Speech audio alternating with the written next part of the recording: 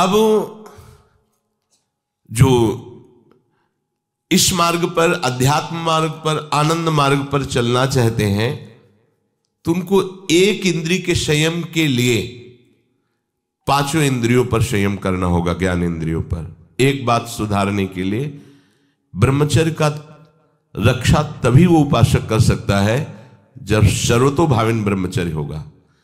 एक जनेन्द्रीय के ही ब्रह्मचर्य की पुष्टता का जब आप लक्ष्य कर लोगे तो उसकी पुष्टता के लिए आपको सर्वतोभावेन ब्रह्मचर्य धारण करना पड़ेगा। सर्वतोभावेन नेत्र का ब्रह्मचर्य, जो नेत्र किसी को भी देखकर भोग कामना कर लेते हैं, भोग बुद्धि से देखते हैं वस्तु को, व्यक्ति को, किसी को भी, ये नेत्र से व्यभिचार हो रहा है। इसीलिए सावधान रहना चाहिए। जैसे नाटक, सिनेमा आदि हैं, वहां तो जान रहे हो चित्र हैं, पर उनमें जो अभिनय करने वाले जन हैं वो तो संसारी जन ही है ना। उनका पहनावा, ओढ़ावा, हाव भाव, अंग प्रत्यंग, अगर आप भगवत भाव से युक्त है तो संपूर्ण सृष्टि में कहीं भी दृष्टि जाए अपने प्रभु की भावना होती है। पर वहां तक पहुंचने के लिए आपको ये त्यागना होगा ना। आप किसी का अनुकरण न करें, आप अपनी स्थिति को देखें। अगर आप किसी का अनुकरण करते हैं कि हमने उनको देखा है वो टीवी देख रहे हैं, तो टीवी में क्या देख रहे हैं, कहाँ स्थिति है, हमें क्या पता। हमको जहां पहुंचना है उसके लिए हमारे लिए बाधक है, हमें नहीं देखना है। अगर आप माना कि कोई नाटक ही देख रहे हैं, कोई ऐसे सीरियल ही देख रहे हैं, पर उसमें अभिनय करने वाले तो संसारी भोगी पुरुष ही है ना। आप कोई त्यागी जितेंद्रीय महात्मा को थोड़ी देख रहे हैं। तो उस देखने में तन्मयता आती है, जिसको हम देखते हैं उस पर हम आसक्त होते हैं, तभी तो उसका सुख दुख अनुभव होता है। देखो कोई ऐसी रोने वाली सीन आए तो रोना आ जाएगा, हंसने वाली आ जाए तो हंसना आ जाएगा, ऐसे तो उसका प्रभाव हम पर पड़ रहा है ना। तो हम किसी के अभिनय करने वाले के अंग प्रत्यंग को देख रहे हैं और वो कामुक होकर कोई काम चेष्टा कर रहा है या कोई ऐसा, वो सारा का सारा मन कवर कर रहा है आपका। और एकांत होते ही फिर जो मन अपना मनमानी करवाएगा आप नहीं सह पाएंगे। इसलिए नेत्र का ब्रह्मचर्य सबसे पहले शुरू कीजिए। आपको वो चीज नहीं देखनी, वो बात नहीं पढ़नी, वो दृश्य नहीं। श्रीमद् भागवत में वर्णन है, कोई पशु पक्षी भी मैथुन कर रहा हो, अचानक दृष्टि गई तो मानसिक प्रणाम करके दोबारा दृष्टि नहीं जानी चाहिए। इसीलिए लिखा है कि आप एक धनुष भूमि को देखकर, एक धनुष, इसमें किसी की हानि नहीं होगी, आपकी भी हानि नहीं होगी। आप एक धनुष भूमि देख करके ही चलिए। मतलब बहुत लंबी दूरी देखने की जरूरत नहीं है, बहुत दृष्टि उठा करके इधर उधर गर्दन हिलाने की जरूरत नहीं है। और जैसे कि कोई टक्कर मार सकता है, तो देखो जिनको प्रारब्धानुसार टक्कर लगनी होती है ना, वो चाहे जितनी सावधानी से चलो, वो प्रारब्ध आकर के दंड देता है। अन्यथा सीम की चाप सके को तासु, बड़ रखवार रमापति जासु। आप जा रहे हो भगवत चिंतन करते हुए, तो प्रभु का नाम आपका पहरेदार अंग रक्षक है, कोई बाल भी बाका नहीं कर सकता। आपका प्रारब्ध यदि आया है, प्रभु से पास हो गया है कि आपको ये दंड मिलना चाहिए, फिर मिलेगा। आप निश्चिंत रहिए, निर्भय रहिए। प्रभु का जो विधान है वो मंगल करने वाला है। देखो इतने बड़े महापुरुष पूज्य श्री राधा बाबा, श्री आद्याशक्ति भगवती की प्रसन्नता की आराधना कर रहे हैं, क्योंकि श्री कृष्ण हमारे पति हों, इस सिद्धांत की पुष्टता के लिए। और पैर फिसल जाता है, स्नान करने जाते हैं, खड़ाऊ पहने हुए थे और अंग टूट जाता है, दवा नहीं लेते, बांस की खिपचाल बांधकर पुनः अनुष्ठान में बैठते हैं। बलिहारी ऐसी सामर्थ्य की, ये भागवतिक प्रारब्ध ऐसे महापुरुषों को भी दंड दे देता है। देखो ना, ऐसे महापुरुष जो ऐसी ऊंचाई पर पहुंचे हैं और इतने भागवत भजन में नियम निष्ठ है, उनको भी प्रारब्ध दंड दे रहा है शरीर को। तो अपने को इससे निश्चिंत हो जाना है। जो होना है उसे रोक नहीं सकते, जो नहीं होना उसे कोई कर नहीं सकता। अपने आराध्य देव के चिंतन में ज्यादा नेत्रों को इधर उधर दौड़ाने की जरूरत नहीं है। नेत्र का ब्रह्मचर्य, फिर वाणी का ब्रह्मचर्य, बहुत बड़ा प्रभाव पड़ता है इससे। यदि आप जवान से अश्लील बातें, गंदी बातें, कामुक बातें करेंगे तो आप ब्रह्मचर्य रह ही नहीं सकते। अगर आप वाणी से परस्पर शरीर आकर्षण वाली बातें करेंगे। बट उसको देखा तुमने क्या? बस आप गए, चाहे वो स्त्री शरीरधारी साधक हो या पुरुष शरीरधारी। परस्पर आकर्षण संबंधी यदि वाणी खुली आपकी, तो वाणी के व्यभिचार से आपका जनेंद्री का व्यभिचार प्रारंभ हो जाएगा। आप रोक नहीं सकते, नहीं रोक सकते। इसलिए वाणी से भी कोई ऐसी वार्ता ना कीजिए जिससे आपके अंदर काम वेदना बढ़े। श्रवणेंद्री का, कान से गंदी बातें, व्यभिचार की बातें, कामुक बातें सुनना जिससे हमारे हृदय में कामना जग जाए, बिल्कुल नहीं। भले वो किसी को लेकर टीका टिप्पणी की जा रही हो, देखो वो साधक है, उसको हमने देखा वहां ऐसे देख रहा था, वैसे कर रहा था, वो तो आपको समझ में आ रहा है कि किसी साधक की बात कर रहे हैं, वो तुम्हारे नाश के लिए उपाय कर रहे हैं जो आपको ऐसी बात बता रहे हैं। क्यों? क्योंकि आप भी तो साधक हैं। श्रवणेंद्री का व्यभिचार हो रहा है। आराध्य देव के सिवा और कोई बात कान से सुनना उसे व्यभिचार कहते हैं। इसलिए महाप्रभु कहते श्रवण फूटो जो अन सुनो। ऐसा हमारा अगर कान कुछ और सुने तो फूट जाए, नेत्र कुछ और देखें तो ये नेत्र नष्ट हो जाए, वाणी कुछ और बोले तो मुख हो जाए। हमारी श्रवणेंद्री का व्यभिचार नहीं होना चाहिए। धर्म की बात, अपने आराध्य देव की बात, शास्त्र सम्मत बात हम श्रवण करें। अन्यथा अगर कोई ऐसा मित्र है या हमारा साथ में रहने वाला है, कोई किसी भी साधक की को लेकर बात कर रहा है, तो भी हमें कान में अंगुली डाले नहीं। हम कोई ईश्वर थोड़ी कि हम किसी को संभाल लेंगे, हम अपने को नहीं संभाल पा रहे। हमारे सामने किसी की बात मत करो, ऐसी करना है तो प्रभु की चर्चा करो, अन्यथा मत करो। तो अगर आप श्रवणेंद्री का ब्रह्मचर्य, वाकेंद्री का ब्रह्मचर्य, नेत्रेंद्री का ब्रह्मचर्य और त्वगेंद्री का ब्रह्मचर्य, अनावश्यक किसी को स्पर्श मत करो। परस्पर विरोधी शरीर को तो भूल कर मत करो। विरोधी शरीर जैसे हमारा पुरुष शरीर है, सामने स्त्री शरीर है, तो किसी भी तरह से सेवा के लिए संकेत करना या किसी भी सेवा के लेन देन में बचाव पक्ष में रहो। यहां रख दीजिए सामान, फिर आप उठा लीजिए। सीधे हाथ में सामान लेना नहीं, सीधे हाथ में सामान देना नहीं, जमीन में रख दीजिए। बहुत पवित्र है तो आप कुर्सी पे जो भी आसन उसका हाथ में लेने का नहीं। परस्पर विरोधी भाव वाले शरीरों का स्पर्श बिल्कुल निषेध है, किसी भी कारण से न किया जाए। मान लीजिएगा ये बहुत मतलब आवश्यक है, यदि आप इसमें चूक कर गए तो धीरे धीरे आप फिसल के वहीं खड़े हो जाएंगे जहां से चढ़ना मुश्किल है। किसी भी साधिका को, किसी भी साधक को परस्पर लेन देन हाथ में नहीं करना चाहिए। मानो हमारी बात, आपको माला देनी, चौकी पे विराजमान करो, हम उठा लेंगे। हमें कोई सामग्री, ये सामान रखिए, आप उठा लीजिएगा। कभी भी कोई भी परस्पर मुस्कुराहट, बातचीत, ऐसे कोई इशारे यदि दिखाई दे तो आप बचो और उसको बचाओ। साधक है, साधिका है, उससे गलती हो सकती है, आपसे भी गलती हो सकती है।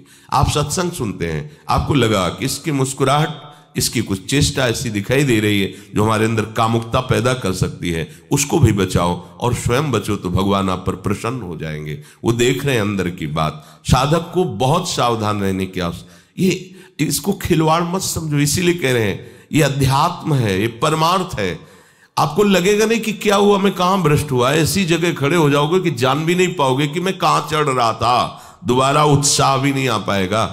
बात अच्छे से समझ लीजिए। तो हमारी त्वगेंद्री का व्यभिचार ना होने पावे, सहसा किसी का इस पर, किसी की भी अगर सेवा करने का सौभाग्य मिले, फिर उसमें ये प्रश्न नहीं उठता। अगर कोई गिरा पड़ा है, भला ऐसी स्थिति में कि मुझे अत्यंत आवश्यक है उसे उठाना, अगर नहीं उठाते तो वो कष्ट पा रहा, अचानक कोई गिर जाए, फिर हम ये नहीं देखेंगे, फिर ये हम सूत्र नहीं स्वीकार करेंगे कि अब हम तो ब्रह्मचारी हैं, अब हम खड़े खड़े देख नहीं। उसको अत्यंत आवश्यकता है हमारी। अब उस समय हम भूल गए अपने आप को और उसको उठा करके अगर हमें अस्पताल ले जाना, अस्पताल ले जाएंगे, जरूरत है हम उसकी सेवा करेंगे। सावधान, वो भगवत भाव से की हुई सेवा तुम्हारे अंदर आध्यात्मिक शक्ति पैदा करेगी, काम भावना नहीं पैदा करेगी। हमारी माँ बीमार हो और हमें उसे पता चला कि शौच कर दिया है, हमें शौचाना पड़े, हमें उसका मल धोना पड़े, तो क्या हमें काम जागृत हो जाएगा? क्या मेरी माँ है, हमारी बुद्धि कभी ऐसी नहीं होगी आपका पिता है और आप लड़की हो, कोई दूसरा रह नहीं गया और वो बीमार है, आपको ऐसी क्या काम जागृत हो जाएगा क्या? अगर ऐसी सेवा में काम जागृत होता तो कोई नर्स ही अस्पताल में नहीं होती। हर सेवा उसको करनी होती है, नर्स को, चाहे वो स्त्री शरीर हो चाहे पुरुष शरीर हो, परस्पर विरोधी शरीरों की सेवा, पर कहीं काम थोड़ी जागृत होता है, क्योंकि उसको अपने सेवा धर्म से मतलब है। तो ये सेवा के समय इस सूत्र को न देखा जाए, पर ध्यान रखें, अत्यंत आवश्यक जहां आपके सिवा नहीं हो सकता वहां अगर हमें ऐसा अवसर मिलता है कि सेवा उसे हो सकती है तो हम पहले उसे प्रेरित करेंगे। और अगर ऐसा है कि अब कोई नहीं है, फिर हमारा परम धर्म जागृत हो जाता है परहित का। अगर हमारा कोई निंदा भी करे, कोई शरीर की भी हानि हो जाए, अब हम परवाह नहीं करते। परहित सरिस धर्म नहीं भाई, इससे बड़ा कोई धर्म नहीं है। पर ध्यान रखें, भगवान को साक्षी करके ये उस समय की बात है जहां बिल्कुल कोई अब गुंजाइश नहीं रह गई है। त्वगेंद्री को ऐसे सहसा किसी आप पुरुष शरीरधारी पुरुष को भी सहसा इससे आप में शक्ति जागृत होगी। यदि आप वाणी को मौन रखते हैं और भगवान नाम जप करते हैं और सत्य बोलते हैं, तो आप जब कभी जो कुछ भी बोलेंगे वैसा ही सत्य होगा। गांधारी जी ने कोई तप नहीं किया था। जब सुना कि मेरा ब्याह धृतराष्ट्र से हो रहा है जो बाह्य नेत्र रहित है, उसी समय पट्टी बांध ली कि जब मेरा पति संसार को नहीं देख सकता तो मैं भी संसार को नहीं देखूं। जब मेरा पति मेरे रूप को नहीं देख सकता तो मैं भी किसी के रूप को नहीं देख, पट्टी बांध ली थी। जब महाभारत का युद्ध चल रहा था, बड़े बड़े वीरों को मार गिराया जा रहा था, गांधारी ने दुर्योधन से कहा, सुन, मुझे पता है कि भीम की गदा को तू झेल नहीं पाएगा, क्योंकि सबसे बड़ी बात भगवान का वरद हस्त उनके ऊपर है। दूसरी बात, वो पवन पुत्र है, वो जब अपने आवेश में आ जाएगा तो तेरी सामर्थ्य नहीं कि उसकी गदा के प्रहार को तू सह सके। पर मैं तुझे शक्ति प्रदान करूंगी। मैं एक पतिव्रता हूं, आज तक कभी पति का वरण करने के बाद कुछ देखा नहीं है। मैं अपने नेत्रों की पट्टी खोलूंगी, तू नग्न होकर मेरे सामने आ जाना। मेरी दृष्टि पड़ते ही वज्र का शरीर तेरा हो जाएगा। किसी के सामर्थ्य नहीं कि तेरे उस अंगों को तोड़ सके। भगवान सब कुछ जानने वाले हैं। भगवान भक्त पक्षपाती होते। भगवान का स्वभाव भक्त का पक्षपात लेना होता है। वो अपने महल से कॉरिडोर से जा रहा था गांधारी जी के पास, भगवान आ गए चट से, तो तुरंत उसने हाथ ऐसे लगा लिया। मुझे शर्म आनी चाहिए यार, तो हस्तिनापुर के सम्राट पद पर अभिषिक्त होने के लिए तैयारी कर रहा है, नंगे घूम रहा है गली में। उसने कहा, गली में नहीं, मां के सामने जा रहा है। अरे कोई बच्चा है, ऐसे जाया जाता है मां के सामने? उसने कहा, मां ने कहा है कि हम पट्टी खोलकर तुम्हें देख लेंगी तो तुम्हारा शरीर वज्र का। चलो माना, मां की आज्ञा का पालन करो, थोड़ा इन अंगों को तो ढक लो। तुम तो बड़े हो, कोई बच्चे थोड़ी मां के सामने ऐसे चले जाओगे, ढकना चाहिए तुम्हें। वापस कर दिया। वो यहां ऐसे पत्तों से ढका, वस्त्र नहीं पहना, मां की आज्ञा ऐसे पत्ते से ऐसे कमर से ऐसे ढक लिया, पीछे आगे ऐसे। गांधारी जी ने पट्टी खोली और जे ही देखा पूरा शरीर वज्र का हो। तो ये क्या किया तूने, कमर में क्यों बांध लिया? बोले शर्म लगती थी। कैसे आपके? बोले यहीं से मारा जाएगा। भीम की गदा का प्रहार तेरी इसी जंघा और कमर को तोड़ देगा, तेरी मृत्यु। मान गई, प्रभु के विधान के आगे किसी का बल काम नहीं करता। गांधारी, ये केवल आंख में पट्टी बांधने की सामर्थ्य थी कि मेरा पति यदि अंधा है तो मैं भी किसी रूप को नहीं देखूंगी। अगर आप वाणी में संयम में रहते हैं ना, वो और भजन करते हैं और सत्य बोलते हैं, तो आप जो बोलेंगे वही होगा। पर ऐसा कुछ अनर्थ वो बोलता ही नहीं, क्योंकि ऐसा संयमी जान जाता है कि इन सब का फल भगवत प्राप्ति है, किसी को कष्ट देना नहीं है।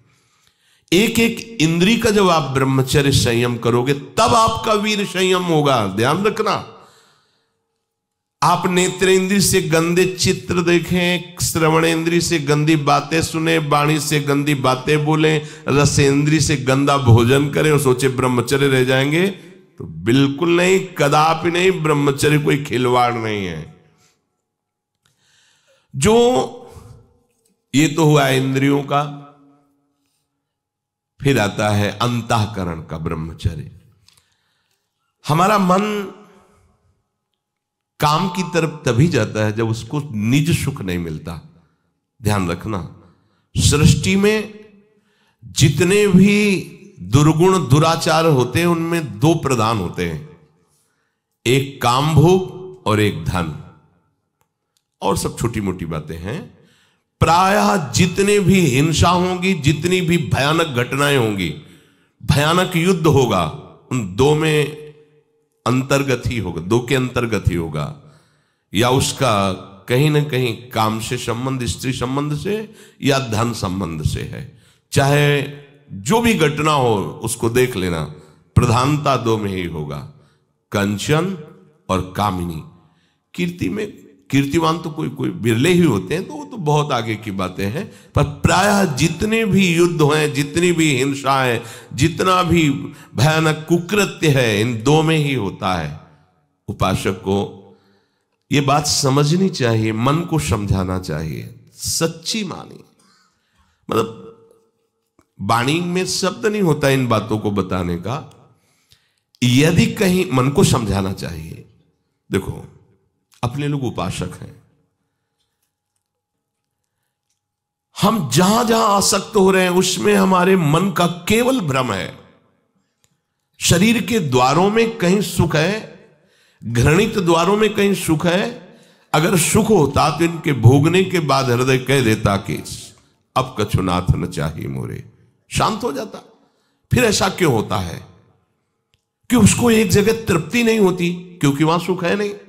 फिर सोचता है शायद उसमें हो, उसमें हो, उसमें हो। पूरे के पूरे युग के युग व्यतीत हो गए, कल्प के कल्प व्यतीत हो गए भोगते हुए, क्या सुख मिला? क्या स्त्री शरीर सोचता है पुरुष शरीर में सुख है, पुरुष शरीर सोचता है स्त्री शरीर में सुख है, या आदि आदि। अगर सुख होता तो पूरे ब्रह्मांड में पशु पक्षी कीड़ा मकोड़ा सब मैथुन धर्म से युक्त हैं, ये सब सुखी हो जाते हैं ना। जो जितना भोगा सकते उतना ही दुखी। देख लो, अशांत, क्लिष्ट, परेशान और पापाचरण युक्त। ये क्या है? मन को समझाइए। वैरागी भगवत मार्ग का पथिक मन के द्वारा ऑपरेशन करता है हर वस्तु का। ये सब,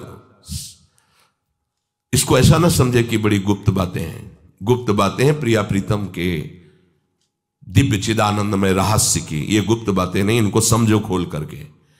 यदि आप किसी भी तरह से हस्तमैथुन आदि के द्वारा, गंदे दृश्य देख करके, गंदी क्रियाओं के द्वारा आप अपना नाश करते रहेंगे तो ना आप इस लोक में सुखी रहेंगे ना परलोक में। मान लीजिएगा, ये बातें ना तो कही जाती हैं और ना सुनी जाती हैं और ना समझी जाती हैं। इसीलिए हमारा बहुत ही आगे की पीढ़ी जो सनातन धर्मावलंबी, जो भागवत, हर देश से महान भारत देश को क्यों कहा गया? ऐसा भी है कि अन्य देश स्वीकार किया जाता है कि हमसे धनी है, स्वीकार किया जाता है कि वैज्ञानिक तत्वों में भी वो हमसे आगे हैं, पर भारत को महान धर्मशाली देश कहा गया है। कोई भी किसी भी देश का धर्मगुरु हो हमारे देश में आएगा और हमारी ऋषियों के सूत्रों से ही अपने धर्म को पुष्ट करेगा। साप का मूल जड़ भारत धर्म का है। कहीं भी हो, कहीं भी देख लो, चाहे जिस देश का नाम लो, कहीं ना कहीं किसी भारत के ब्रह्म ऋषि की छाप लेकर के डोल रहा है। भारत भोग प्रधान देश नहीं है, भारत धर्म प्रधान देश है। यहां धर्म गुरुओं के द्वारा धर्म स्थापना करके चलाया जाता है। यहां आज जो हम समझ रहे हैं कि बाहरी परिपाटी हमारे भारत में आ जाए तो भारत आधुनिक और सर्वश्रेष्ठ देश माना जाएगा, कभी नहीं। भारत अपनी परिपाटी से चलता है, तब सब देशों के ऊपर राज्य करता है। किसी भी देश में न पतिव्रता मिलेगी न यति मिलेगा, ब्रह्मचर्य का कहीं नामो निशान नहीं मिलेगा। ये भारत देश में ही मिलेगा। यहां ब्रह्मचारी मिलेंगे, यहां सती मिलेंगे, यहां प्राणपण से धर्म का पालन करने वाले मिलेंगे। अब हमारे जो नई पीढ़ी है वो आधुनिकता को स्वीकार कर रही। गर्लफ्रेंड, बॉयफ्रेंड, कौन सा रिलेशन है, लिव इन रिलेशन, ये हमारे कहीं किसी भी धर्म ग्रंथ में लिखा हो तो आप बता दीजिए। बाल्यावस्था से आज तक जितने भी धर्म ग्रंथों का स्वाध्याय हुआ, कहीं भी लिखा हो तो ये बोलो सर्वनाश का स्वरूप है कि नहीं है। अभी बच्चा ना तो लोक को जानता है, ना परलोक को जानता है, ना हित को जानता है, ना अहित को जानता है। अभी उसका ब्रह्मचर्य किसी काम लायक नहीं हुआ और वो उतर गया व्यभिचार में। क्या होगा उसका जीवन, क्या होगा जीवन, चाहे वो स्त्री स्वरूप में चाहे पुरुष स्वरूप में हो। क्या बिना संयम के ये पशुता के व्यवहार से किसी की ना लौकिक उन्नति होती है ना परमार्थिक उन्नति होती है। पर कौन सुनेगा? यही कहा जाएगा पुराने जमाने के शास्त्रों को केवल वर्णन कर रहे हैं, ये क्या जाने आधुनिक जमाने को। तो आधुनिक जमाने की दशा क्या, और आंख खोल करके देखो। कोई बात नहीं, दोस्त बनाना कोई बुरी बात नहीं, इस बात को हम मानते हैं। स्त्री शरीरधारी पुरुष शरीर को मित्र बना सकता है, कोई दोष नहीं। पुरुष शरीरधारी स्त्री को मित्र बना सकता है, कोई दोष नहीं। लेकिन मित्र का क्या कर्तव्य होता है? कुपंथ निवार सुपंथ चलावा, कुमार्ग से हटा करके सुपंथ में चलाना, उसकी समस्याओं को दूर करके उसको आनंद में से युक्त करना, उसको सहयोग करना, ना कि शोषण करना। दोस्ती कहते हैं उसके दुखों को मिटा करके उसको शांति और सुख के मार्ग में ले जाना। इसीलिए ये जो आधुनिकता बढ़ रही है, ये जो खान पान गलत हो रहा है, ये जो दर्शन गलत हो रहा है, तो इस जमाने में ब्रह्मचर्य ये केवल शब्द ही लिखा मिलेगा, जीवन में नहीं मिलेगा। नए नए बच्चे व्यसन कर रहे हैं, नशा कर रहे हैं, गंदे आचरण कर रहे हैं। क्या होगा? कैसे आगे कोई समझेगा शास्त्र क्या है, धर्म क्या है, बल क्या है? आज नवयुवक 16 से 28 के बीच में कोई ऐसा नहीं दिखाई देता है जिसमें आध्यात्मिक थोड़ा भी बल हो, काम क्रोध आदि सहने की सामर्थ्य हो। अपने बूढ़े माता पिता को थप्पड़ मार रहे हैं, बूढ़े माता पिता को गाली दे रहे हैं, बूढ़े माता पिता जिन्होंने खवा पिला के इतना बड़ा, उन्हें अनाथालय भिजवाया जा रहा है, उनको छोड़ दिया जा रहा है। आप विदेश घूम रहे हैं, उनके खाने की व्यवस्था घर में नहीं। क्या है ये? आज आधुनिक विद्या का ये प्रभाव है। विद्या विनयम ददाति, जो अपने वयोवृद्धों की सेवा नहीं कर सकता वो क्या विद्या पढ़ा? जो दूसरों की रक्षा नहीं कर सकता क्या विद्या पढ़ा? क्या विद्या का यही स्वरूप है दूसरे का शोषण करना? क्या विद्या का यही स्वरूप है कि शराब पीना, ड्रग्स का ये नशा करना? ये क्या विद्या सिखाती है? वो कहा जाता है आज तो आधुनिक विद्या बढ़ रही। मुझे लगता है संयम में रहना ही विद्या का वास्तविक स्वरूप है। अपने इंद्रियों को संयम में रखना, अपने को संयम में रखना, बुजुर्गों का, गुरुजनों का, शास्त्र का, भगवान का भय रखना हृदय में। ऐसा नहीं, आप तभी निर्भय हो पाओगे यदि शास्त्र का भय नहीं, भगवान का भय नहीं, धर्म का भय नहीं, तो फिर आप वहां पहुंच जाओगे।